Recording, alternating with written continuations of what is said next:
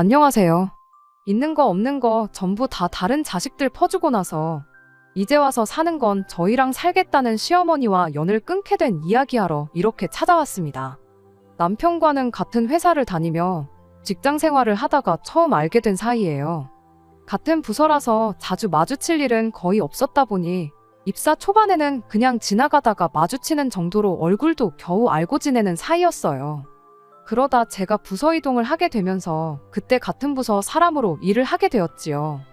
이후로 특별한 계기가 있던 것은 아닌데 그냥 일하면서 자주 이야기 나누고 그러다 보니 서로 점점 가까워졌고 그러다 본격적으로 연애를 시작하게 되었습니다. 이후로 회사에는 저희 두 사람 관계를 딱히 숨기지 않고 공개 연애를 했어요. 사내 연애를 하다 보니 주변 사람들이 결혼은 언제 할 거냐 하는 농담을 자주 하고는 했죠. 그때는 무슨 결혼이냐며 아직 모른다 그런 식으로 받아치곤 했는데 그렇게 연애를 시작한 지 3년이 되니 어느덧 저와 남편은 결혼을 준비하고 있었습니다. 그렇게 직장 동료들의 축복 속에 3년간의 연애를 마치고 재작년 결혼을 했어요. 하지만 그때는 내 결혼 생활이 이렇게 흘러가리라고는 정말 상상도 못했네요. 저는 서울에서 차로 8, 9시간은 걸리는 지방에서 나고 자랐습니다. 친정부모님은 농사를 지으시는데 땅은 2만 평 정도고 여러 작물을 다루십니다. 돈은 제법 되는 걸로 알아서 친정아버지도 농담처럼 회사 다니다 힘들면 때려치고 내려와서 농사나 지어라 하시는데 그럴 때마다 친정어머니는 아주 질색을 하시지요. 저는 저희 부모님 직업을 부끄럽게 생각해 본 적은 한 번도 없습니다. 하지만 서울에 있는 대학에 합격해 상경하게 된 이후로 사람들이 농사에 대해서 저와는 조금 달리 생각하고 있다는 걸 알게 되었어요. 어쩌다 친정부모님이 농사를 짓는다고 하면 하나같이 다들 저희 부모님이 돈은 안 되고 힘든 일을 하신다고 생각하는 눈치더라고요. 저도 뭐 엄청 어려운 상황에 노력해서 자수성가한 사람처럼 대하는 분위기였고요. 처음엔 그런 반응이 속상해서 그런 편견을 바로 잡아주고 싶은 마음에 이렇게 저렇게 구구절절 설명을 하기도 했는데 그런다고 별로 달라지는 것도 없고 언젠가부터는 매번 똑같은 이야기를 수많은 사람들한테 해야 하는 저도 힘들더라고요. 그래서 그 뒤로부터는 그냥 부모님이 뭐 하시냐 물으면 시골에서 조용히 농사 지으면서 지내신다고 대충 이야기하고 이후로 상대가 어떻게 생각을 하건 말건 관심을 두지 않게 되었습니다. 저희 남편의 경우도 서울 토박이는 아니에요. 서울에서 차로 1시간 반 정도 떨어진 곳에서 나고 자랐죠. 그래도 경기권이다 보니 저희 집같이 농촌은 아니고 그냥 작은 읍단위 지역에 사는 평범한 집이었습니다. 아버님 어머님 두 분이 같이 식당을 하셨는데 한때는 TV에도 소개되고 했었을 만큼 인기가 있었던 가게였는가 봐요. 그런데 그 식당을 다른 자식들하고 상의도 없이 몇 년 전 아주버님한테 넘겨주셨답니다. 저희 남편에게는 위로 4살 많은 형과 아래로 2살 어린 저와 동갑인 신우가 있거든요. 그런데 저희 남편과 달리 아주버님이 오랫동안 진로를 정하지 못하고 방황을 했던 모양이에요. 그렇다고 아버님 어머님이 그걸 보고만 계셨던 건 아니고 이거 배운다 하면 돈 대주고 저거 배운다 하면 돈 대주고 그러셨다는데 그럴듯한 결과를 한 번도 낸 적이 없었답니다. 까먹은 돈만 몇 천은 될 거라대요. 그리고 그 와중에 장가도 갔는데 벌어놓은 돈이 없으니 무슨 돈으로 장가를 갔겠어요? 그 또한 전부 저희 아버님 어머님 주머니에서 나온 돈이었지요. 그런데 문제는 장가까지 간 아주버님이 밥벌이를 못하니 형님이 같이 사내 못 사내 하고 난리를 쳤던가 봐요. 그때쯤 시부모님도 장사는 이제 체력적으로 힘들어서 언제 그만하니 많이 생각하던 시기였었는데 형님 달래준답시고 아버님 어머님이 그 식당을 아주버님네한테 넘겨주신 거지요. 저희야 멀쩡한 직장이 있고 자리까지 잡은 상황이다 보니 그 식당이 탐이 난다거나 하는 건 아니었는데 그래도 부모님께 잘 되는 식당을 물려받았으면 책임감을 가지고 이끌어 나갈 생각을 해야 하잖아요. 그런데 툭하면 이래서 문 닫고 저래서 문 닫고 재료 손질하기 까다롭다고 잘 나가던 메뉴를 홀딱 없애질 않나. 생물을 냉동으로 바꿔서 쓰질 않나. 자기들 편한 대로 가게를 바꿔나가기 시작한 겁니다. 시부모님이 하시던 거 그대로 따라해도 한참 모자랄 판에 지들 입맛대로 가게를 손보기 시작하니 가게가 금방 내리막을 걷더래요.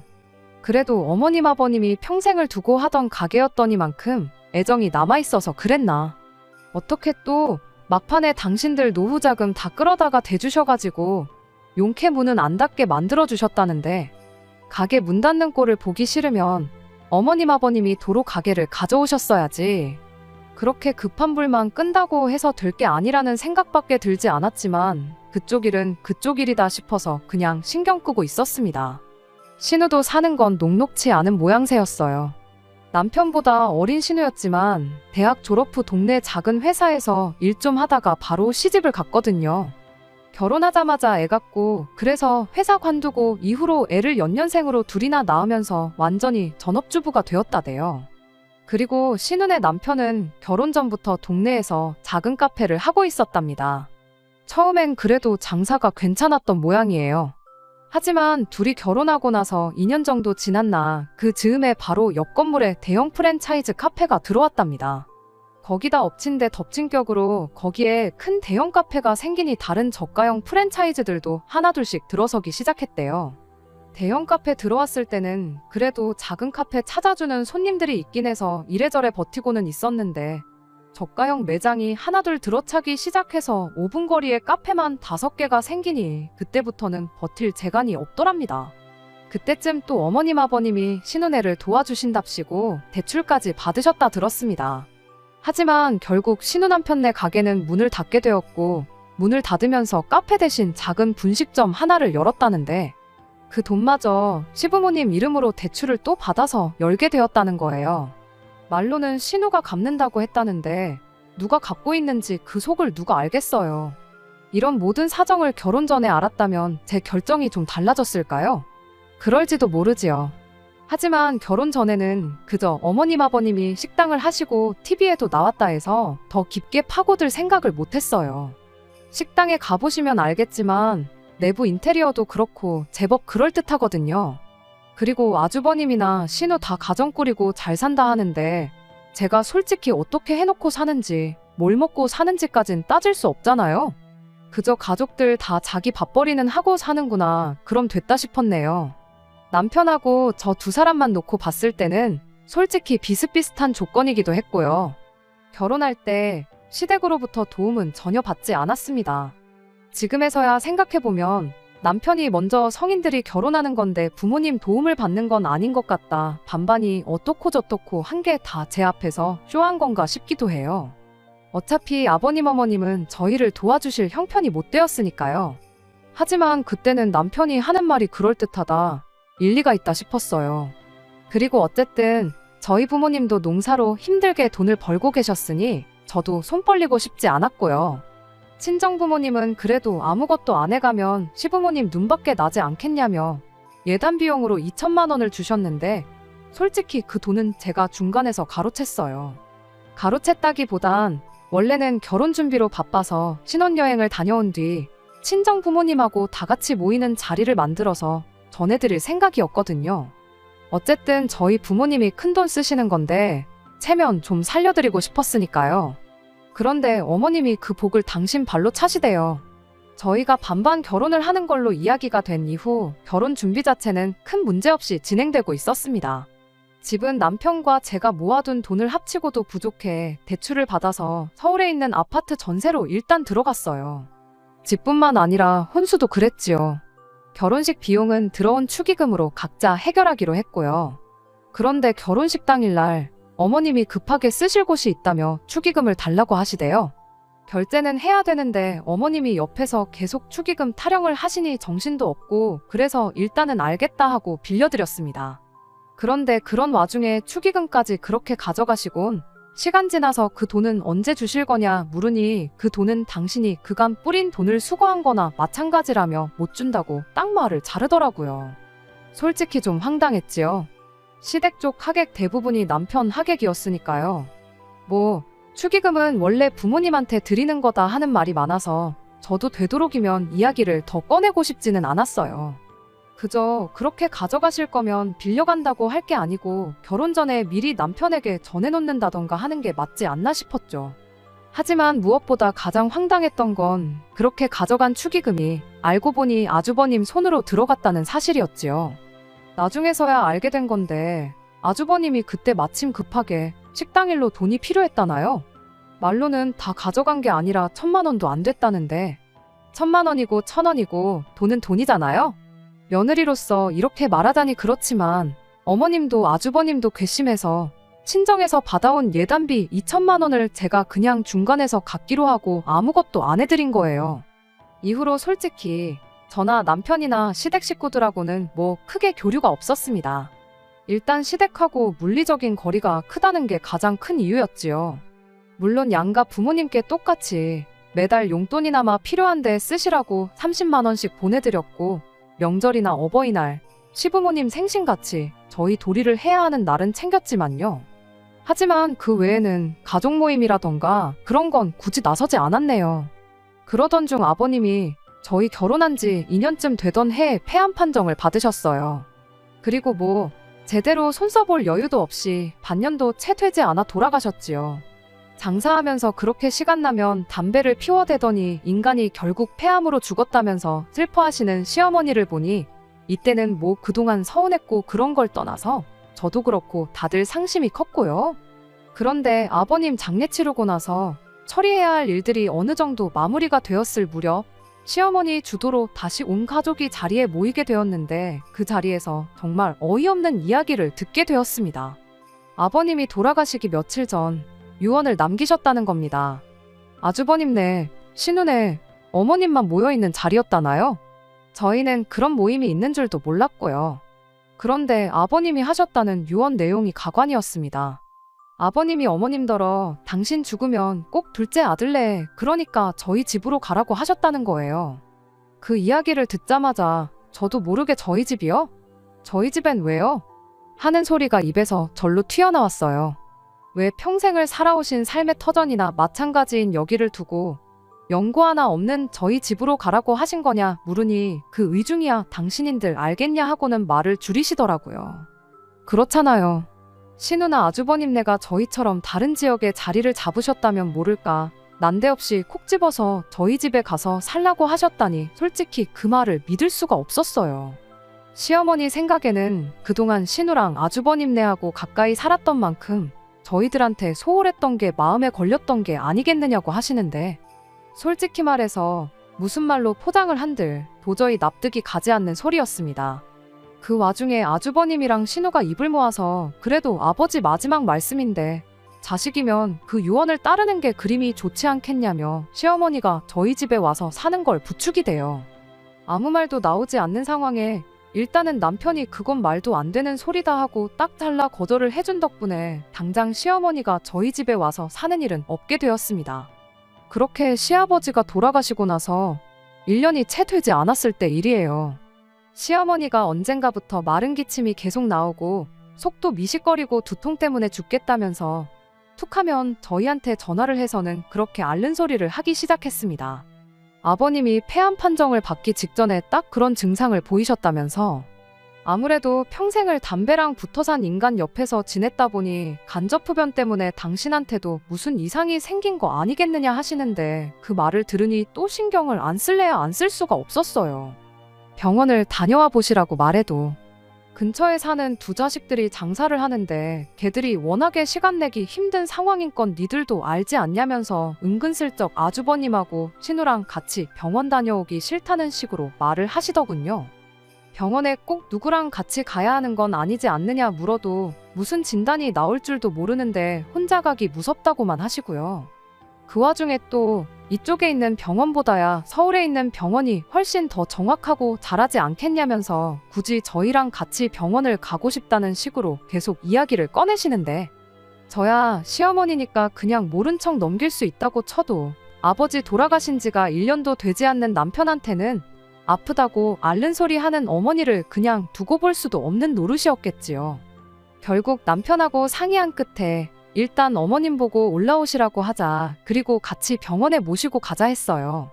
병원에서 진단받기 전까진 왜 이렇게 몸이 안 좋으신지 알 수도 없는 노릇이기도 하고 결과가 좋으면 아프다는 이야기는 이제 그만하시겠지 하는 생각이었어요. 게다가 저희가 일하는 회사가 유명한 병원이랑 연계도 잘 되어 있어서 병원에 모시고 가는 게 번거로울지언정 어려운 일은 아니었거든요. 그렇게 시어머니가 혼자서 서울에 올라오시게 되었어요. 저희 집에서 하루 주무시고 아침 일찍 병원 가서 검사를 받기로 되어 있었는데 하루 주무시고 가실 분 치고는 짐을 많이도 싸우셨더라고요. 며칠이 아니라 몇 주는 계실 사람처럼 말이죠. 남편이 은근슬쩍 검사 받고 어디 뭐 여행이라도 가시느냐고 떠보듯 물어봤는데 시어머니가 도끼눈을 하더니 아픈 사람을 그럼 검사 받자마자 집으로 돌려보낼 생각이냐며 한 소리 하시더군요. 그러더니 기어이 검사 받고 결과 나올 때까지 저희 집에 계시겠다는 소리를 하시대요. 결과가 안 좋으면 또 병원에 가야 하지 않겠냐고. 혼자 기차 타고 오며 가며 하는 것도 못할 짓이라고 하면서 뭐라 하시는 와중에 남편이 그럼 검사 받고 나서 차로 모셔다 드리겠다고 대답을 했어요. 결과 나오면 또 저희가 차로 모시러 가겠다고 그렇게 말을 했죠. 그랬더니 시어머니가 잠깐 아무 말도 없으시다가 그럴 필요 없다고 이미 여기서 며칠 지내다 갈 생각으로 짐도 싸운 거니 기어이 저희 집에 머물다 가시겠다고 그렇게 선언을 하셨습니다. 저 고집을 누가 꺾나 싶었고 검사 결과 나오는 거 짧으면 일주일이고 길어봐야 열흘 남짓일 테니 그러시라고 했죠. 다행히 결과는 생각보다 빨리 나왔어요. 그리고 더 다행이었던 건 검사 결과가 너무나도 좋았다는 겁니다. 걱정할 게 하나도 없을 정도로 말이에요. 수치도 전부 정상이고 심지어 몇몇 항목은 동년배분들하고 비교해봤을 때 정상이다 못해 훨씬 좋은 수치였어요. 그 정도 결과면 기뻐해야 마땅한 거 아닌가 싶었는데 시어머니는 병원이 돌팔이가 아니냐면서 다른 병원에서 검사를 다시 받아봐야겠다고 우기기 시작했습니다. 온몸이 아프고 좋은 곳이 하나도 없는데 이 결과가 말이나 되냐시면서요. 그렇게 하고 싶으시다는데 원하는 대로 다른 병원도 알아봐드리겠다고 했어요. 다만 예약하고 그러는데 시간이 걸리니 일단은 집에 내려가 계시라고 했죠. 차로 모셔다 드릴 테니 걱정 마시라고 그렇게 한마디 했는데 시어머니는 정말 말 그대로 바닥에 대자로 누우셔가지고는 집에 안 가겠다고 어린애처럼 땡깡을 부리기 시작했어요.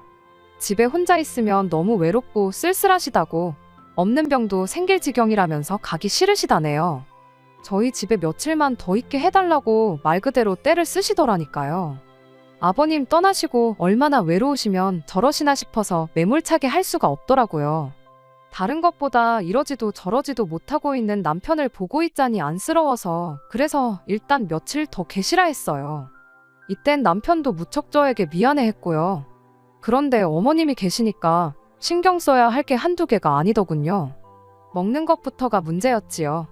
저나 남편은 아침엔 입맛도 없고 해서 커피 한 잔만 마시고 점심은 회사에서 먹고 저녁도 보통 만나서 밖에서 먹고 들어오거나 그랬거든요.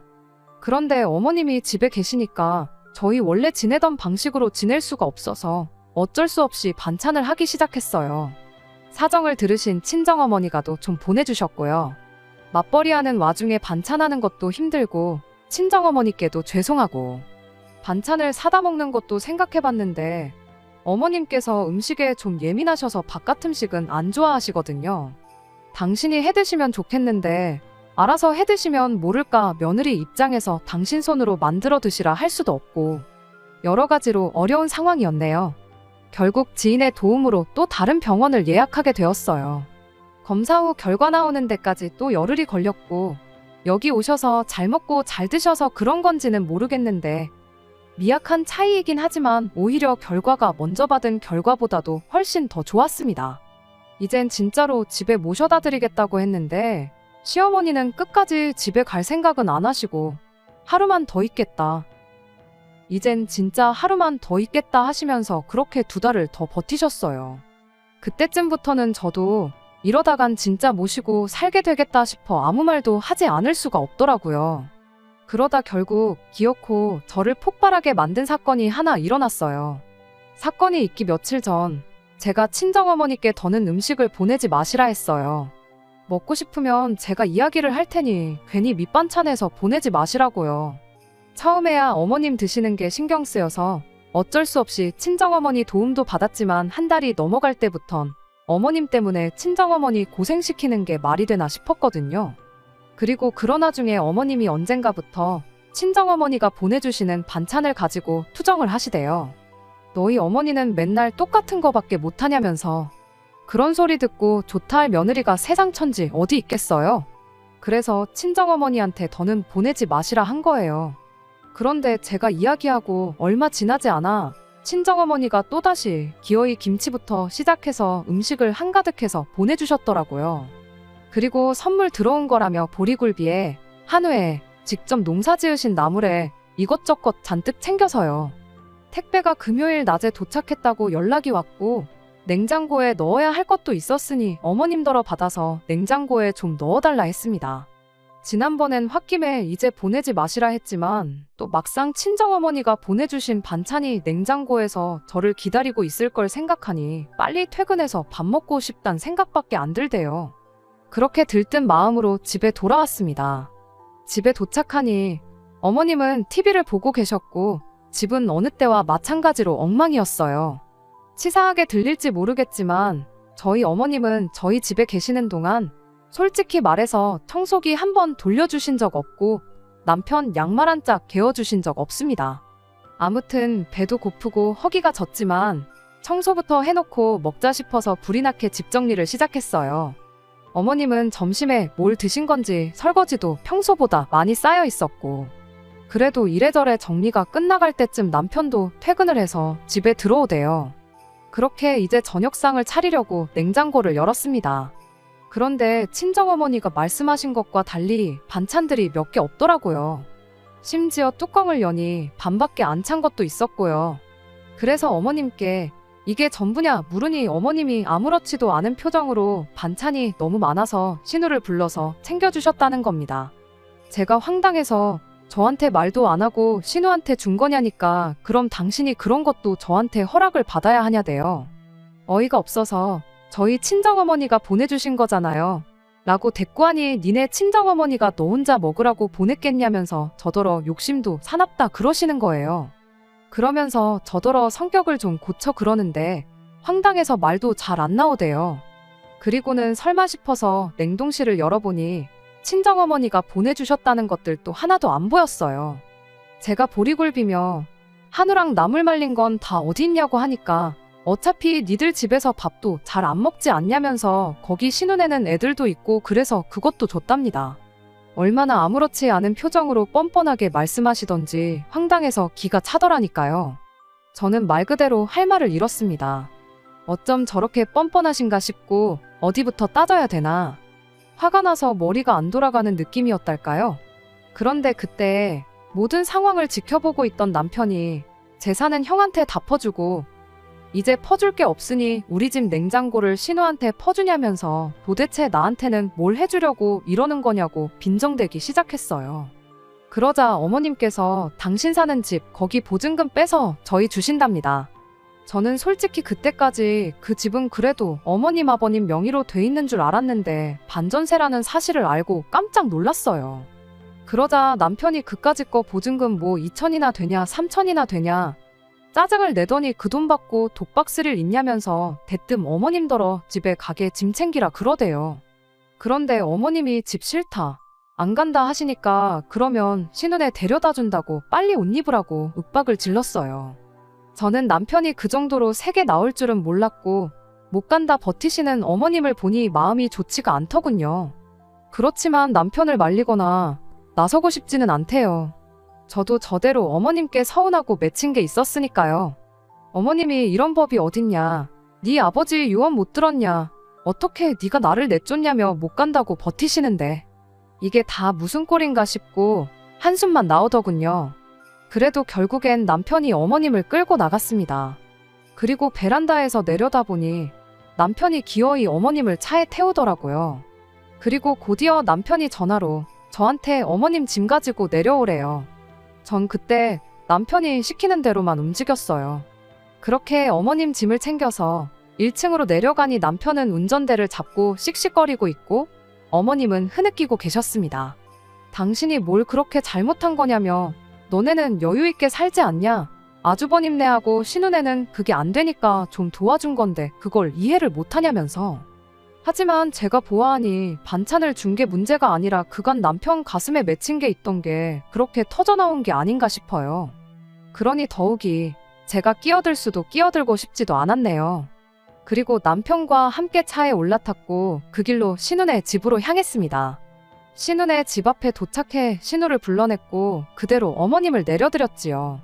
신우가 어머님을 보더니 놀라면서도 난처한 얼굴로 지금 이게 무슨 일이냐고 저희에게 묻길래 어머님한테 직접 여쭤보라 했네요. 그러니까 신우가 대뜸 지금 반찬 몇 개 가져가서 이러는 거냐며 신경질을 내는 게 아니겠어요. 그러자 남편이 반찬 몇 개? 어머니야 그렇다 쳐도 너는 그러면 하다못해 잘 먹겠다 연락이라도 하는 게 예의 아니냐면서 싸가지가 없다고 욕 비슷하게 뭐라 했지요. 그런데 웃긴 건 알고 보니 신우가 진짜 저럴 법도 한 게 거의 2시간 거리 저희 집까지 와서 받아간 게 반찬 조금밖에 없었던 거예요.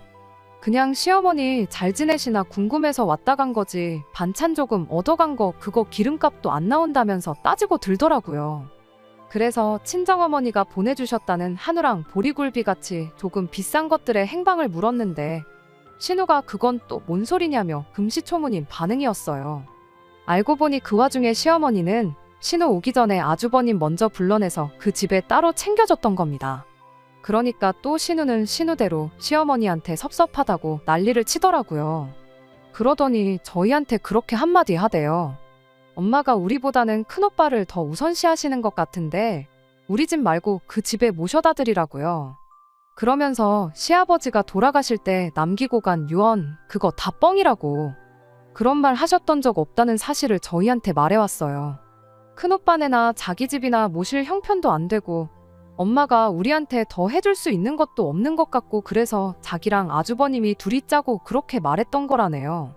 시어머니는 시어머니대로 형편어려운 두 자식보다 저희 집에 들어가는 게 더 낫겠다 싶어서 대놓고 고려장을 시도하는 두 자식들 뜻에 따라 저희 집으로 가기로 정했던 거라고요.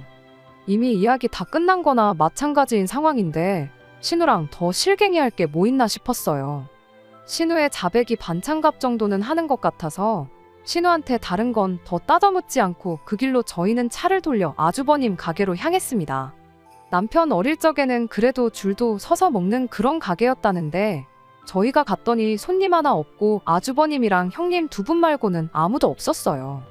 그 와중에 고기도 안 파는 가게에 고기 냄새가 가득한 게 저희 집에서 가져간 한우를 그새 구워 먹었나 보더라고요. 아주버님 입 근처에 기름이 번들번들해서는 당장 우리 두 사람 입에 풀칠하기도 힘든데 어머니까지 모실 여력이 안 된다면서 모시고 살 생각 없다고 딱 잘라 말하는데 참 재수 없다는 말 말고는 달리 표현할 말이 없었습니다. 남편은 아주버님한테 여태까지 받아 처먹은 게 있으면 한 번은 자식 노릇 좀 하라고 단호하게 한마디 하고는 신혼에서 했던 것처럼 실갱이 할 필요도 없이 그 길로 시어머니 짐이랑 어머님 내려다 드리고 그대로 차를 출발해서 집으로 돌아왔어요. 그 뒤로 며칠 내내 신우랑 아주버님이랑 번갈아 가면서 나는 못 모시네, 나도 못 모시네 하면서 한참 난리통이었지만 남편이 워낙에 단호하게 나오니 두 사람도 이내 포기했는지 언젠가부터는 연락이 더 이상 오질 않네요. 솔직히 저도 그렇고 남편도 그렇고 마음이 후련하고 그런 건 아니에요. 그런데 뭐 남편이 먼저 다 필요 없다, 사람 대접해주는 처가에 더 잘하고 살겠다 하니 저로서는 거절할 이유도 싫다 할 필요도 없잖아요. 시어머니는 결국 혼자 지내시게 되었어요. 전 재산 뜯어먹은 두 자식들이 서로 못 모신다고 매일같이 싸워대는데 이러다 자식들끼리도 평생 안 보고 지내게 될까봐 그런 선택을 하신 것 같은데 그러게 자식 셋 고루고루 챙겨주셨으면 얼마나 좋았을까요? 아니면 아예 다들 각자 도생하게 내버려 두시던가. 아무렴 다른 두 형제와 다르게 혼자 잘 자리 잡았다고 해도 조금이나마 시어머니한테 다른 형제들에 비해 차별받은 거 없었다 생각했으면 남편도 저렇게까지 단호하게 나오진 않았을 거라 생각해요. 시어머니 모시고 살고 싶지는 않지만 남편이 그동안 받은 게 있으니 그냥 두고 볼 수 없다고 나오면 저도 어쩔 수 없이 남편 뜻에 따랐을 거라는 생각도 들고요. 뿌린 대로 거둔다는 말이 딱인 것 같습니다. 새싹 하나 띄우기도 척박한 곳에만 열심히 씨를 뿌려대셨으니 시어머니가 그 열매를 수확하는 일은 아마 없을 것 같네요. 끝까지 들어주셔서 감사합니다. 오늘의 사연은 여기까지입니다. 구독과 좋아요, 알람 설정 부탁드리고 더 좋은 사연으로 다시 찾아뵙겠습니다. 감사합니다.